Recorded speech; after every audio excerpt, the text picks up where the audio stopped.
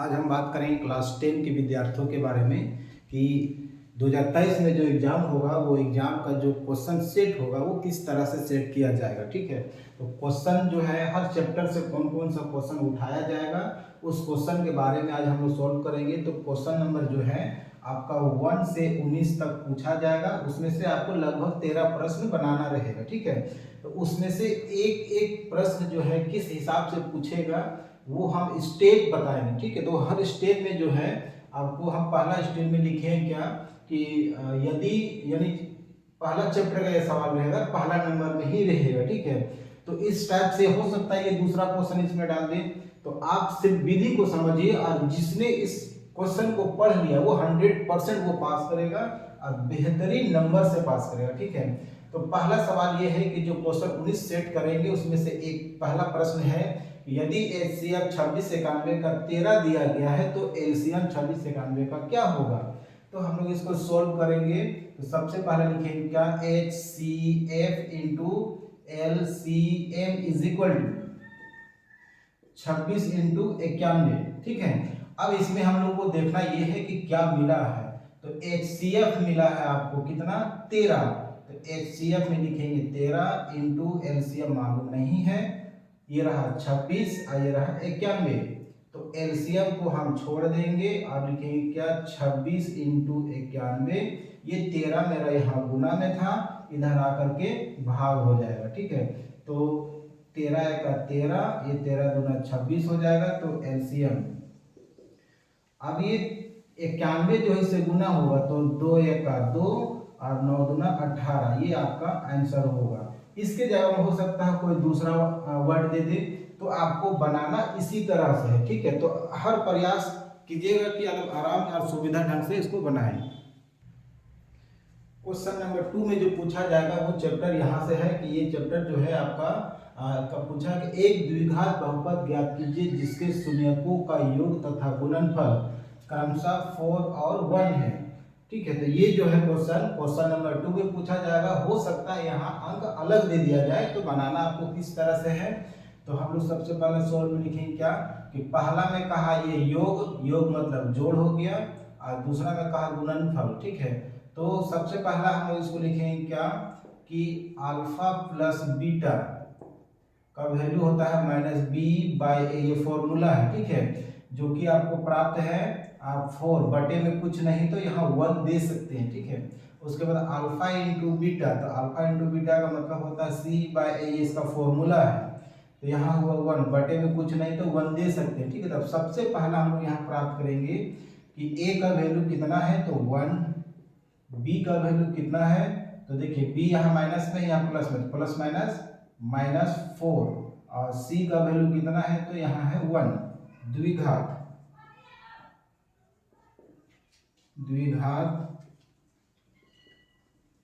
बहुपद is equal to तो ax का square plus bx plus c।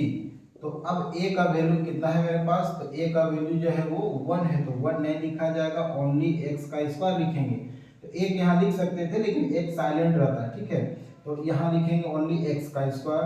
अब b, तो b का वैल्यू क्या है -4, तो -4 दे देंगे, ये वाला x को उतार देंगे। c का वैल्यू क्या है +1, तो ये लिख देंगे +1 और ये आंसर होगा। तो इस तरह से ये द्विघात बहुपद ज्ञात हुआ। ठीक है, तो ये दूसरा नंबर प्रश्न था। अब तीसरा नंबर प्रश्न जो है ये क्वेश्चन नंबर 3 है। ठीक है, तो 3 में कहा है क्या कि ABC एक समद्विबाहु त्रिभुज है जिसमें AC बराबर BC है। ठीक है, और यदि AB का square is equal to 2AC हो तो सिद्ध कीजिए कि ABC एक समकोण त्रिभुज है। ठीक है, तो समकोण त्रिभुज के लिए हम लोग इसमें सबसे पहले लिखेंगे क्या कि एक पहले आप इसको बना लीजिएगा त्रिभुज। तो त्रिभुज किस प्रकार बनाना है तो इस प्रकार से एक त्रिभुज बना लेंगे, समकोण त्रिभुज जिसमें ये 90 डिग्री हो और ये भुजा इसके बराबर हो। ठीक है, तो अब हम लोग इसको नामकरण करेंगे। तो कहता यह है कि एक समकोण त्रिभुज होना चाहिए। तो अब हम इसको कैसे सत्यापन करेंगे, तो यहाँ हमको मान लेना होगा B, यहाँ A, यहाँ C। तो कहा यह है कि ये दोनों भुजा बराबर है इसलिए। ठीक है, तो यहाँ देखिए ये कहा AC, तो AC भुजा किसके बराबर होना चाहिए BC का। तो यहाँ देखिए अगर हम ये भुजा ले लेते हैं BC तो BC यहाँ ठीक है, यहाँ AC है नहीं है, इसका मतलब है कि ये सवाल हम लोग जो बैठाए हैं वो गलत है इस प्रकार से, ठीक है। तो हम लोग इसको प्रमाणित के रूप में ये दर्शाएंगे कि सिद्ध करना है, सिद्ध करना है। क्या सिद्ध करेंगे कि त्रिभुज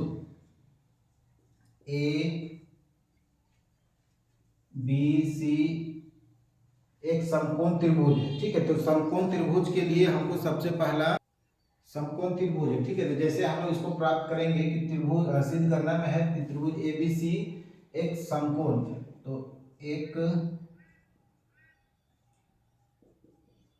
समकोण त्रिभुज है, यानी इसको कह सकते हैं अर्थात बाद में लेंगे कि पहले इसका प्रमाण लिखते हैं, ठीक है। तो प्रमाण में आप प्रमाण भी दे सकते हैं और प्रमाण नहीं भी दे सकते हैं, ठीक है। तो सबसे पहला हम लोग इसमें ये कहा गया था कि ये AC जो है वो BC के बराबर है, AC जो है वो BC के बराबर है।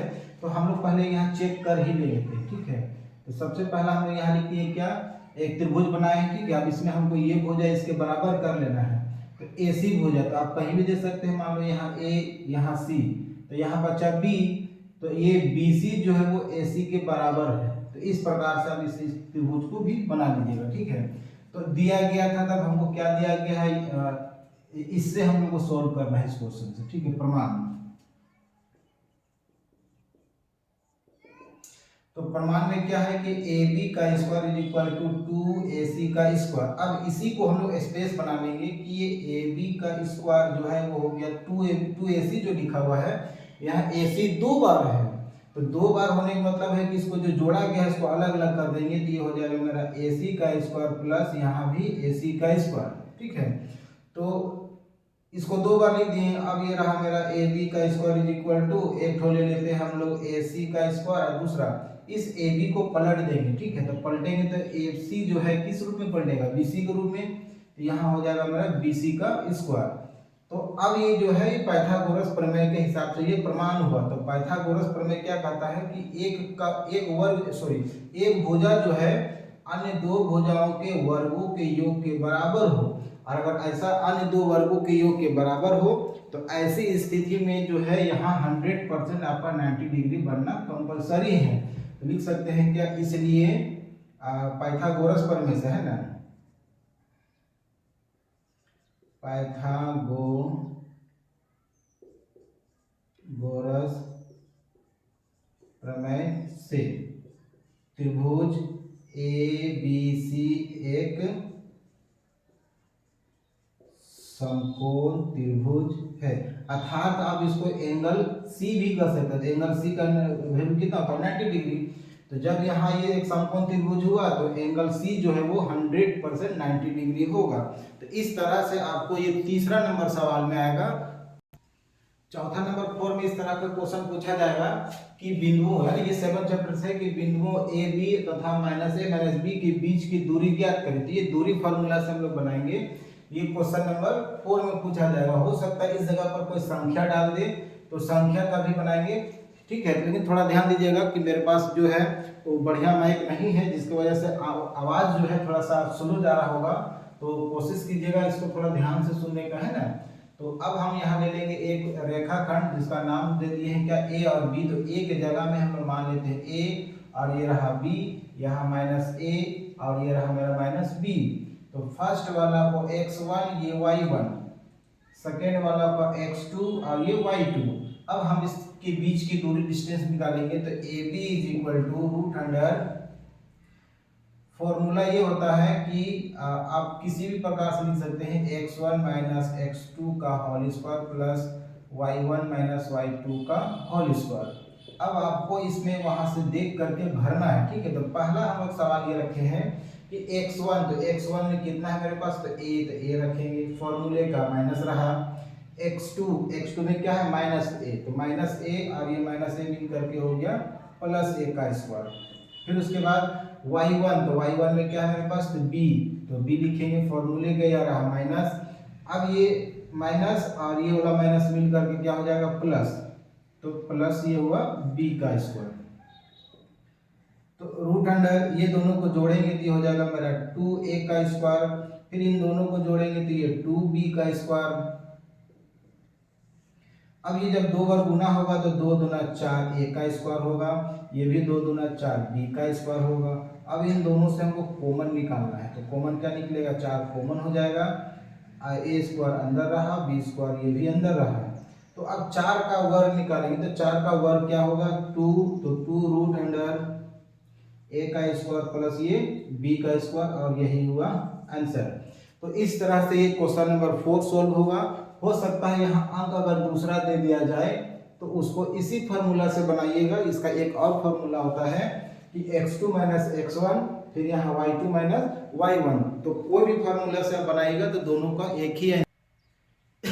अब ये 5वां नंबर सवाल जो है क्वेश्चन नंबर 8 से लिया गया, ठीक है। तो सबसे पहले आपको इसमें से ये जानना होगा कि साइन का 60 डिग्री कितना होता है, कोस का 30 डिग्री कितना होता है, साइन का 30 डिग्री कितना होता है, कोस का 60 डिग्री का वैल्यू कितना होता है। ये वैल्यू जानने के लिए हम आपको पिछला एक वीडियो बनाए थे, उसमें सारा ट्रिक्स दिए थे कि हम इसको कैसे निकालते हैं, ठीक है, रटने की जरूरत नहीं है। तो हम लोग सबसे पहले इसको उतारेंगे कि साइन 60 डिग्री, यहाँ इंटू का छिपा हुआ है ना, ये हो गया कोस 30 डिग्री प्लस ये रहा मेरा साइन 30 डिग्री, यहाँ फिर इंटू छिपा हुआ है, यहाँ कोस 60 डिग्री। तो सबसे पहला साइन का 60 डिग्री का वैल्यू क्या होगा, तो √3/2 इंटू, तो इसमें हम लिखे साइन का 60 डिग्री का वैल्यू जो है √3/2 है, तो जितना साइन का √3/2 हुआ उतना ही कोस का 30 होगा। साइन का 60 जितना होता है कोस का 30 उतना ही होता है, तो हम यहाँ भी लिखेंगे √3/2। फिर यहाँ प्लस का संकेत है, प्लस है, मतलब ये सवाल दो एरिया में बटा हुआ है, ये यहाँ है, यहाँ से यहाँ तक है, और ये यहाँ से यहाँ तक है। साइन का 30 डिग्री का वैल्यू होता है 1/2 इंटू, तो कोस 60 का भी वैल्यू होता है 1/2। इसको जब गुना करेंगे तो हो जाएगा 3/4 प्लस ये गुना होगा तो 1/4। इसका एलसीएम लेंगे तो मिलेगा 4 3 + 1, फिर इन दोनों को जोड़ेंगे तो 4/4 डिवाइड करेंगे तो हो जाएगा ये 1, और ये इसका आंसर हुआ। इस तरह से इस चैप्टर से और भी कोई सवाल दिया जा सकता है। तो इस वीडियो में बात करेंगे क्वेश्चन 10 का। क्वेश्चन नंबर मैथ में जो छठा नंबर का क्वेश्चन जो पूछा जाएगा वो पूछा जाएगा क्या कि सिद्ध करें कि किसी वृत्त के किसी व्यास के सिरों पर, है ना, व्यास के सिरों पर खींची गई स्पर्श रेखाएं समांतर होती है। तो हम लोग इस प्रकार से पहले एक आकृति बना लेंगे।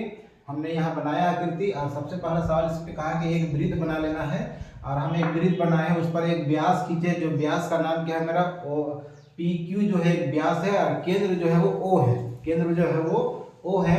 अब इसमें दो स्पर्श रेखा खींची जाएगी, तो दो स्पर्श रेखा का नाम भी लिखे हम लोग, क्या, स्पर्श रेखा AB है और स्पर्श रेखा CD है। अब हमसे कहा इसमें कि प्रमाणित करना है कि क्या ये दोनों रेखाएं आपस में कभी टकरा सकता है, तो नहीं, वही इसको हम लोग कहते हैं समांतर। तो समांतर सिद्ध करना है, तो लिखेंगे क्या शॉर्ट में कि माना O केंद्र वाले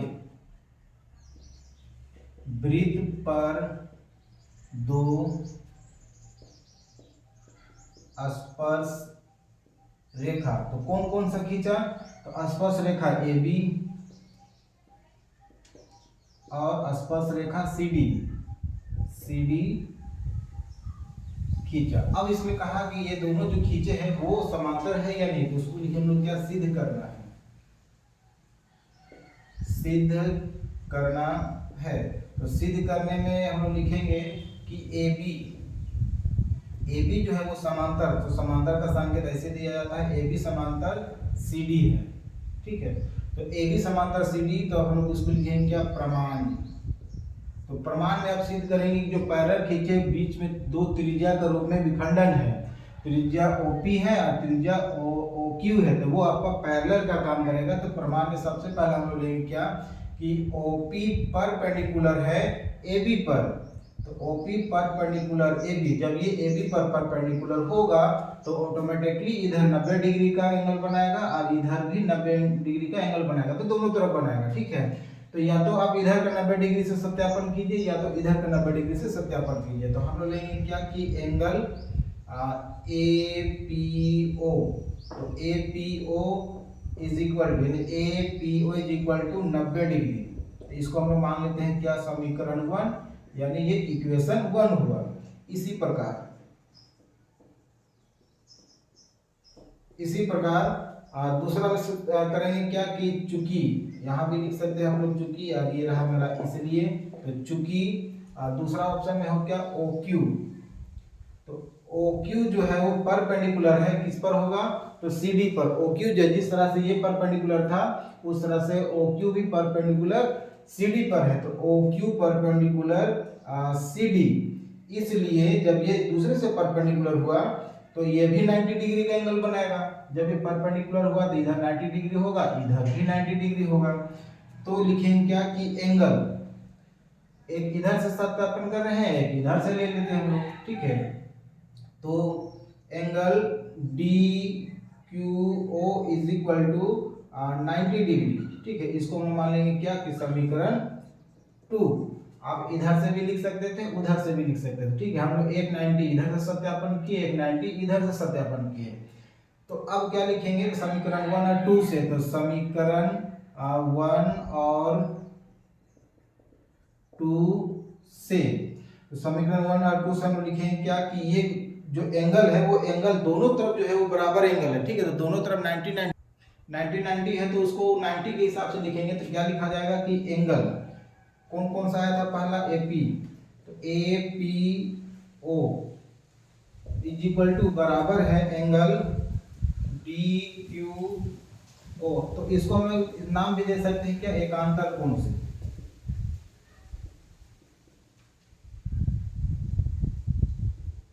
तो एकांतर कोण से, ठीक है। जब ये दोनों एक दूसरे से बराबर है तो लिखेंगे क्या, इसलिए जब ये दोनों बराबर हो गया तो लिखेंगे इसलिए कि AB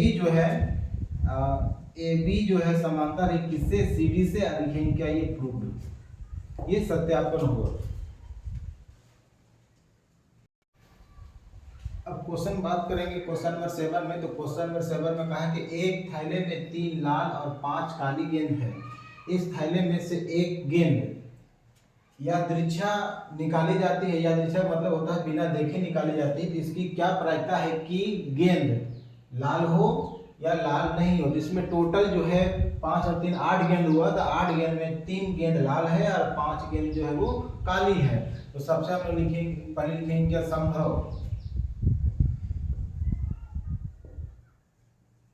संभव परिणामों की कुल संख्या। तो संभव परिणामों की कुल संख्या कितना है, तो इसमें से जोड़ेंगे हम लोग कितना, पहले 5 और दूसरा 3 और दूसरा 5, तो कितना हो गया टोटल 8। उसमें से लाल की संख्या कितना मिला आपको, तो लाल की संख्या कितना है, 3 है। काली की संख्या, तो काली की संख्या कितना है, 5। अब आपसे पूछा जा रहा है नंबर 1 में P प्रायिकता कैसा होगा, लाल हो, यानी लाल होने का प्रायिकता पूछा जा रहा है। तो लिखेंगे क्या कि अनुकूल बटा प्रतिकूल। तो अनुकूल में हमको लाल मिला, तो लाल में कितना है, 3, और टोटल प्रतिकूल में कितना है संभव रूप में, तो 8। तो 3/8 होगा। और दूसरा पूछा गया आपको कि P लाल नहीं होगा, यानी नहीं होगा का क्या हुआ कि काली गेंद के बारे में भी पूछा गया। तो लाल नहीं है, तो उसमें से टोटल में से मेरा 3 ही गेंद लाल था, ठीक है। 5 गेंद काली है, तो लाल नहीं वाला लिखेंगे। तो 5 जो है काला है, तो ये काला जो होगा लाल का रूप में नहीं होगा। तो ये 5/8 होगा आंसर, और इसका टोटल ये प्रायिकता आंसर होगा, ठीक है। इस तरह से और भी कोई सवाल दिया जा सकता है, तो आप उसको इसी हिसाब से बनाना है।